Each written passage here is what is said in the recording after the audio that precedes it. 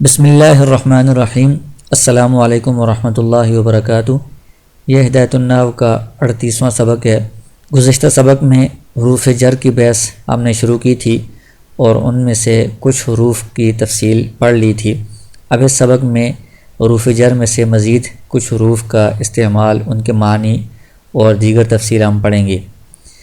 تو فرماتے ہیں الباء وہی للالصاق حقیقتاً، کہ حروف جر میں سے ایک با بھی ہے اور یہ کس معنی کے لیے استعمال ہوتا ہے؟ الصاق کے لیے، یعنی ملانے کے لیے، چمٹنے کے لیے استعمال ہوتا ہے۔ تو پھر الصاق یا تو حقیقتاً ہوگا، یعنی حقیقی طور پر ایک چیز دوسری کے ساتھ ملی ہوئی ہوگی، جیسے بہی داء، کہ اس کے ساتھ مرض ہے۔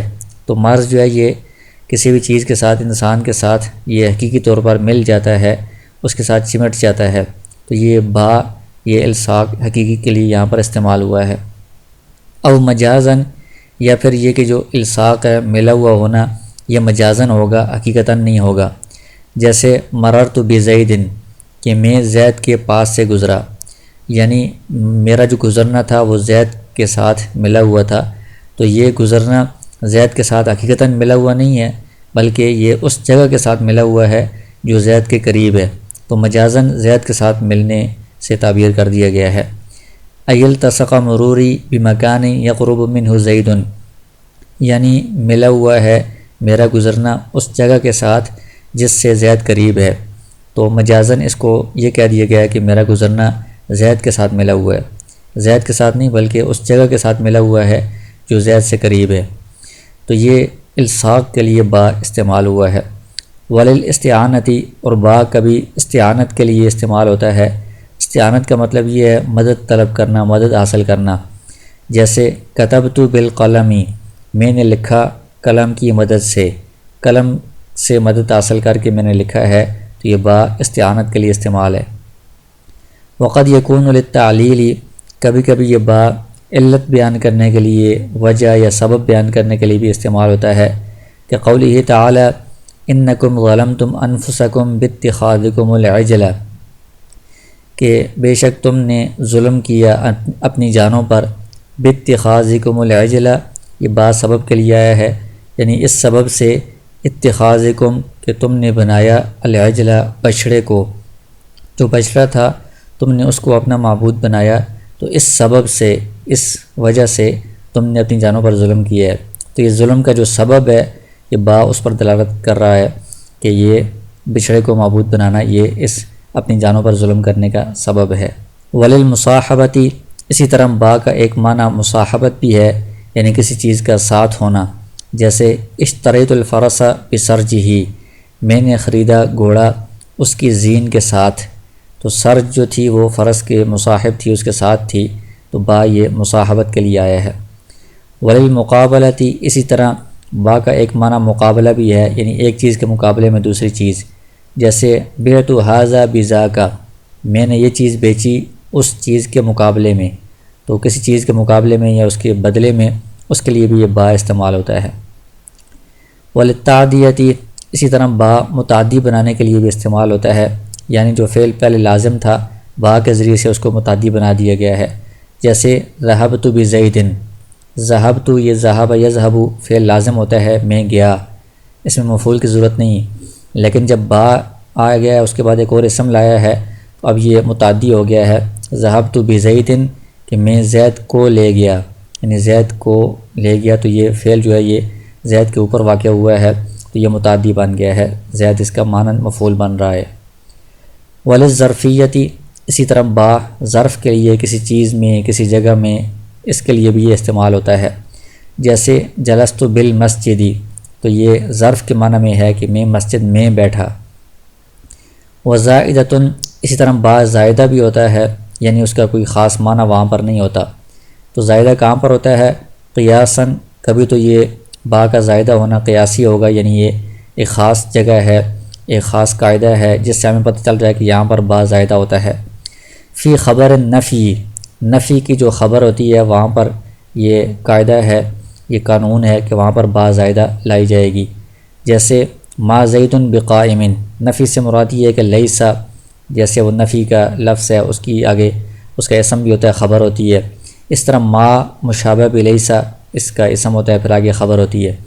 تو ما کی جو خبر ہے قائم، اس کے اوپر جو با ہے یہ با زائدہ ہے۔ ما زید قائمن تھا، اس پر با زائدہ لائیے، ما زید بقائمن۔ اسی طرح وہ پھر استفہام میں بھی با زائدہ کو لایا جاتا ہے، جیسے حل زید بقائمن، تو یہ استفہام ہے، کیا زید کھڑا ہے، تو اس کے لیے با زائدہ کا استعمال ہوا ہے۔ تو یہ قیاسی ہے، یعنی ایک قاعدہ ہے کہ نفی کی خبر میں اور استفہام میں یہ با زائدہ لایا جائے گا۔ وسماعا فی المرفوع، اور بعض جگہ ایسی ہیں کہ جہاں پر با زائدہ کا لانا یہ قیاس نہیں ہے، کوئی قاعدہ قانون نہیں ہے، بلکہ سماعی ہے۔ عربوں سے ہم نے سنا ہے کہ وہ با زائدہ استعمال کرتے ہیں، تو ہم بھی اس کو استعمال کر رہے ہیں۔ تو پھر سماعی طور پر یا تو مرفوع جو لفظ ہوگا اس جگہ میں بھی با زائدہ ہوگا، جیسے بحسبک زیدن، تو یہ اصل میں ہے حسبک زیدن، تمہارے لیے زید کافی ہے۔ تو حسبک مبتدا ہے، مرفوع ہے، تو اس مرفوع کے اوپر با زائدہ آ گیا بحسبک، اس کا کوئی خاص معنی یہاں پر نہیں ہے۔ وکفا باللہ شہیدن، یہ بھی مرفوع کی مثال ہے، اصل میں ہے ای کف اللہ، تو لفظ اللہ یہ فاعل ہے، مرفوع ہے، اس پر با زائدہ آ گیا ہے۔ وفی المنصوبی، اسی طرح منصوب جو اسم ہو اس کے اوپر بھی با زائدہ استعمال ہوتا ہے سماعی طور پر، نحو القا بیدہ، ای القا یدہ، اصل میں ہے القا یدہ، اس نے اپنا ہاتھ ڈال دیا، تو یہ یدہ مفعول ہے، منصوب ہے، اس پر با زائدہ آ گیا ہے، تو معنی وہی ہوگا، معنی میں با کا کوئی خاص معنی نہیں ہے۔ واللام، حروف جر میں سے ایک لام بھی ہے، وہی للاختصاصی، اور یہ اختصاص کے لیے استعمال ہوتا ہے کہ فلاں چیز فلاں کے ساتھ خاص ہے، جیسے الجل للفرسی، کہ یہ جو جھول ہے یہ گھوڑے کے ساتھ خاص ہے، گھوڑے کے اوپر یہ ڈالی جاتی ہے۔ والمال لزید، یہ جو مال ہے یہ والا مال یہ زید کے ساتھ خاص ہے، یعنی زید کی ملکیت میں ہے۔ وللتعلیلی، لام کبھی علت بیان کرنے کے لیے، وجہ سبب بیان کرنے کے لیے بھی آتا ہے، جیسے ضربتہ للتادیبی، میں نے اس کو مارا ادب سکھانے کے لیے، تو ادب سکھانے کے لیے یہ علت ہے، مارنے کی وجہ ہے۔ وزائدۃ، اور لام کبھی زائدہ بھی ہوتا ہے، یعنی اس کا کوئی معنی وہاں پر مقصود نہیں ہوتا، جیسے کہ قولہ تعالی، اللہ تعالیٰ کا یہ قول ہے، ردیف لکم، ای ردیفکم، تو یہ ردیفکم کے معنی میں ہے، لام کا یہاں پر خاص معنی مقصود نہیں ہے۔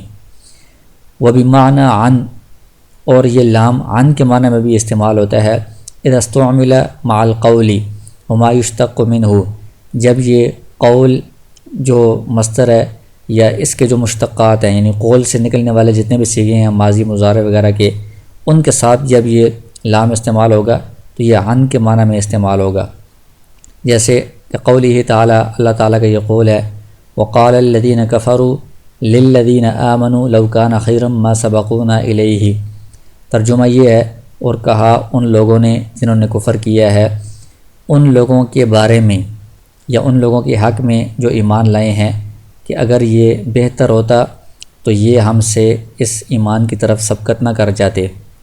تو یہ قال جو قول سے یہ صیغہ مشتق ہوا ہے، اس کے بعد للذین میں لام استعمال ہوا ہے، تو یہ عن کے معنی میں ہے، عن الذین، کہ کافروں نے کہا ایمان والوں کے بارے میں، عن، تو یہاں پر یہ لام عن کے معنی میں استعمال ہوا ہے۔ وبمعنی الواو، اور یہ جو لام ہے یہ واو کے معنی میں بھی استعمال ہوتا ہے، فی القسمی، قسم میں، للتعجبی، جہاں پر کسی تعجب کی وجہ سے قسم کھائی جا رہی ہو تو وہاں پر یہ لام واو قسمیہ کے معنی میں ہوگا، کہ قول حذلی، حذلی ایک شاعر ہیں، ان کا یہ قول ہے، شعر ہے، للہ یبقى علی الایام ذو حید بمشمخر بہ الضیان والآسو، تو یہ للہ میں لام واللہ کے معنی میں ہے، اللہ کی قسم، واو قسمیہ کے معنی میں ہے یہ۔ تو جہاں پر کسی بات پر تعجب کر کے قسم کھائی جائے گی وہاں پر جو لام استعمال ہوگا وہ واو قسمیہ کے معنی میں ہوگا۔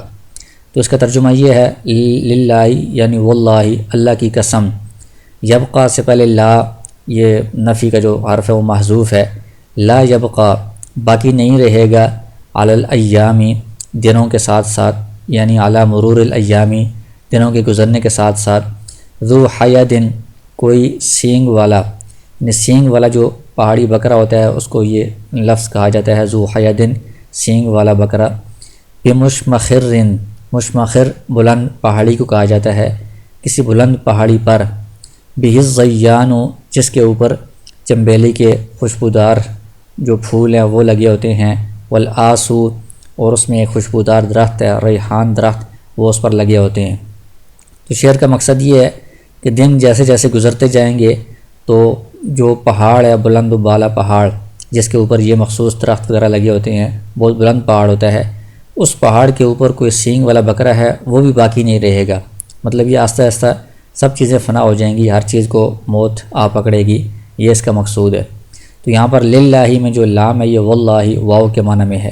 وربہ حروف جر میں سے ایک ربہ بھی ہے، وہی للتقلیلی، یہ تقلیل کے لیے استعمال ہوتا ہے۔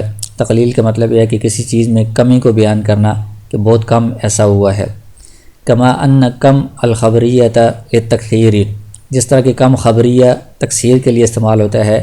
کم خبریہ کا مطلب ہوتا ہے کہ اتنا ہی زیادہ، بہت زیادہ یہ کام ہوا ہے، تو تقلیل کا مطلب ہوتا ہے کہ بہت کم یہ کام ہوا ہے۔ ربہ وتستحق صدر الکلامی، ربہ جو ہے یہ کلام کی صدارت کا تقاضا کرتا ہے، یعنی کلام کے شروع میں آنے کا تقاضا کرتا ہے، جملے کے شروع میں یہ واقع ہوتا ہے۔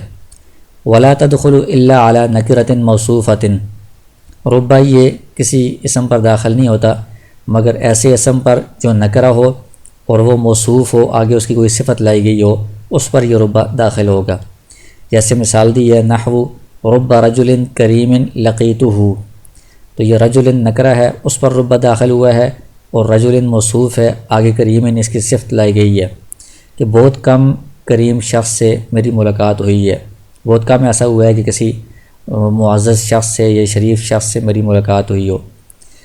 او مضمر مبہم مفرد مذکر ابدا ممیز بنکرۃ منصوبۃ، یہ مضمرن کا عطف نکرۃ پر ہے، اعلی مضمرن کہ یہ ربہ داخل نہیں ہوگا مگر نکرہ موصوفہ پر، یا ربہ داخل ہوگا ایسی ضمیر پر جو مبہم ہو، یعنی اس کی وضاحت نہ ہو پہلے کس کی طرف لوٹ رہی ہے، اور وہ ضمیر مفرد ہوگی، واحد ہوگی، تثنیہ جمع نہیں ہوگی، اور مذکر کی ہوگی، مؤنث کی نہیں ہوگی ہمیشہ، یعنی چاہے آگے اس کی جو تمیز آ رہی ہے وہ مذکر ہو یا مؤنث ہو، وہ تثنیہ ہو جمع ہو، لیکن ضمیر واحد مذکر ہی لائی جائے گی۔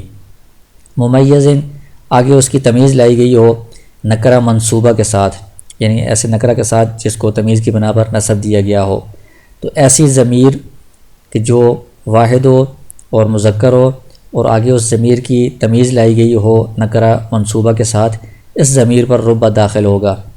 جیسے مثال دی ہے نحو ربہ رجلاً، تو یہ ہو ضمیر یہ مبہم ہے، تو یہ کس کی طرف پیچھے لوٹ رہی ہے، پیچھے اس کی کوئی وضاحت نہیں ہے، اور یہ واحد ہے اور یہ مذکر ہے۔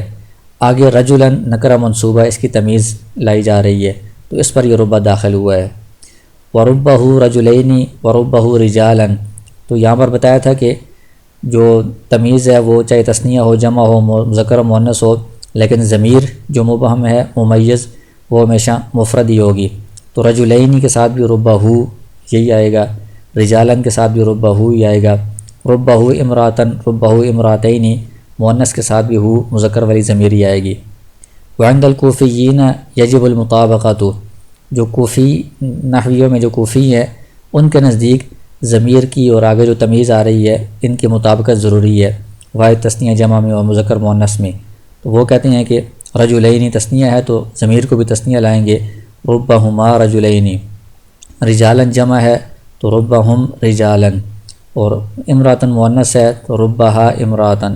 وقد تلحق ما الکافۃ، اور کبھی کبھی ربہ کے ساتھ ما بھی لاحق ہو جاتا ہے، ما بھی مل جاتا ہے جو کافہ ہوتا ہے۔ کافہ کا مطلب ہوتا ہے جو روکنے والا ہے، ای المانعۃ عن العمل، جو اس ربہ کو عمل کرنے سے روک دیتا ہے۔ تو ربہ ویسے تو حرف جر ہے، بعد والے لفظ کو یہ جر دیتا ہے، لیکن جب اس کے ساتھ ما آ جائے گا تو وہ اس کو عمل کرنے سے روک دے گا، اب یہ بعد والے پر جر والا عمل نہیں کر سکتا۔ فتدخل علی الجملتین، جب ربہ کے ساتھ ما کافہ داخل ہو اب یہ دونوں قسم کے جملوں پر داخل ہو سکتا ہے، جملہ اسمیہ پر بھی جملہ فعلیہ پر بھی۔ جیسے نحو ربما قام زید وربما زید قائم، قام زید جملہ فعلیہ کی مثال ہے اور زید قائم جملہ اسمیہ کی مثال ہے، دونوں پر ربما داخل ہوتا ہے۔ ولا بد لها من فعل ماض، کہتے ہیں کہ ربا اس کے لیے فعل ماضی کا ہونا ضروری ہے، لأن ربا للتقلیل المحققی، کیونکہ ربا جو کمی کو بیان کرنے کے لیے آتا ہے ایسی کمی جو واقع ہو چکی ہے، ثابت ہو چکی ہے، یعنی جو کام ہو چکا ہے اس کی یہ کمی کو بیان کرتا ہے کہ بہت کم ایسا ہوا ہے۔